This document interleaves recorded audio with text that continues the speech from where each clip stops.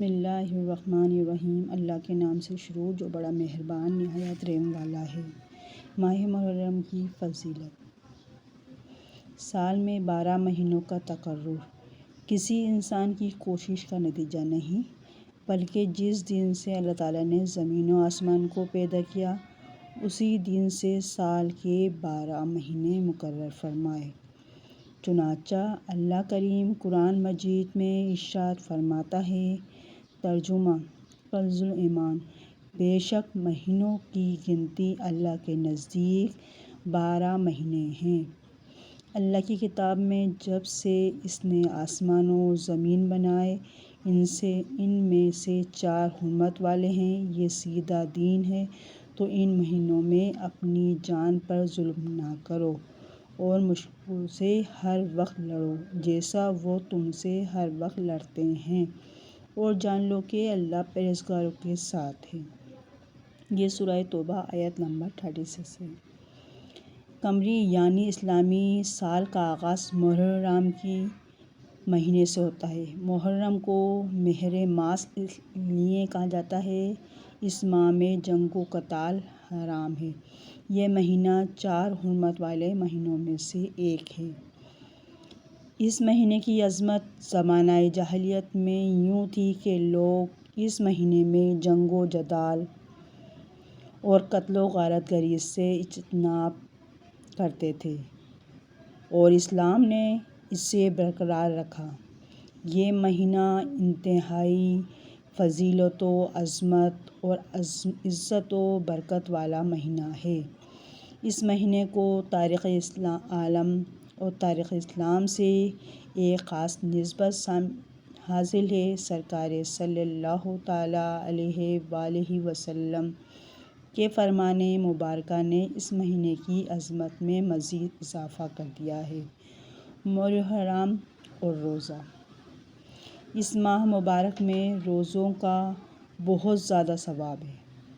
حدیث پاک میں آتا ہے، رسول اللہ صلی اللہ علیہ وآلہ وسلم نے ارشاد فرمایا، محرم کے ہر دن کا روزہ ایک ماہ سے برابر ہے۔ موجب صحیح جزا صفحہ نمبر 2۔ ابو ہریرہ رضی اللہ تعالیٰ عنہ سے روایت ہے، حضور اکرم صلی اللہ تعالیٰ علیہ وآلہ وسلم فرماتے ہیں، رمضان کے بعد محرم کا روزہ اور ان کے نوافل۔ مسلم کتاب فضیلت عاشوراء۔ حضرت ابن عباس رضی اللہ تعالیٰ عنہ سے مروی ہے کہ حضور صلی اللہ تعالیٰ علیہ وآلہ وسلم مدینہ منورہ تشریف لائے تو آپ نے یہود کو عاشوراء کے دن کا روزہ رکھتے دیکھ کر پوچھا کہ تم اس دن روزہ کیوں رکھتے ہو؟ انہوں نے کہا، یہ ایسا دن ہے جس میں اللہ تعالیٰ نے موسیٰ علیہ السلام اور بنی اسرائیل کو فرعون اور اس کی قوم پر غلبہ عطا فرمایا تھا، لہٰذا ہم تعظیماً اس دن کا روزہ رکھتے ہیں۔ اس پر حضور صلی اللہ تعالیٰ علیہ وآلہ وسلم نے فرمایا کہ ہم موسیٰ علیہ السلام سے تمہاری نسبت زیادہ قریب ہیں۔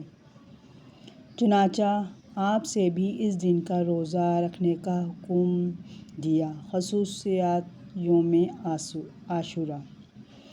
عاشوراء کے دن کے ساتھ بہت سی باتیں مخصوص ہیں۔ ان میں سے چند یہ ہیں۔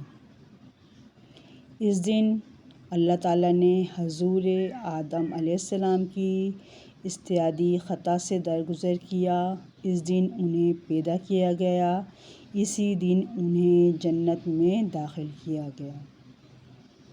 اور دوسری خاص بات، اسی دن عرش، کرسی، آسمان، زمین، سورج، چاند، ستارے اور جنت پیدا کیا گیا۔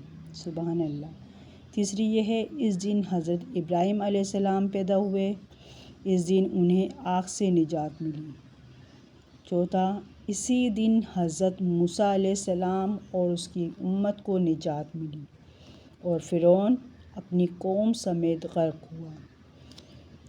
اس دن حضرت عیسیٰ علیہ السلام پیدا کیے گئے۔ اسی دن انہیں آسمانوں کی طرف سے اٹھایا گیا۔ اسی دن حضرت ادریس علیہ السلام کو مقام بلند کی طرف اٹھایا گیا۔ اسی دن حضرت نوح علیہ السلام کی کشتی کوہ جودی پر ٹھہری۔ اسی دن حضرت سلیمان علیہ السلام کو ملک عظیم عطا کیا گیا۔ اسی دن حضرت یونس علیہ السلام مچھلی کے پیٹ سے نکالے گئے۔ اسی دن حضرت یعقوب علیہ السلام کی بینائی لوٹائی گئی۔ اسی دن حضرت یوسف علیہ السلام گہرے کنویں سے نکالے گئے۔ اسی دن حضرت ایوب علیہ السلام کی تکلیف رفع کی گئی۔ آسمان سے زمین پر سب سے پہلے بارش اسی دن نازل ہوئی، سبحان اللہ، اور اسی دن کا روزہ امتوں میں مشہور تھا۔ یہاں تک کہ یہ بھی کہا گیا ہے کہ اس دن کا روزہ ماہ رمضان سے پہلے فرض تھا، پھر منسوخ کر دیا گیا اور حضور صلی اللہ تعالیٰ علیہ وآلہ وسلم سے ہجرت سے پہلے اس دن کا روزہ رکھا۔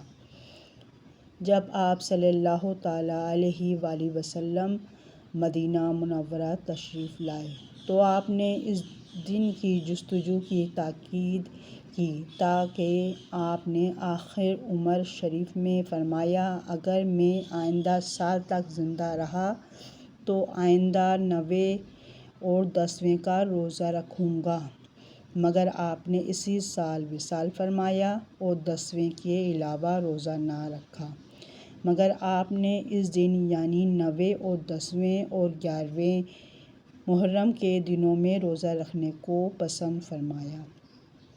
اور ویوز، اگر آپ کو میری ویڈیو اچھی لگی ہے تو میرے چینل کو سبسکرائب کریں۔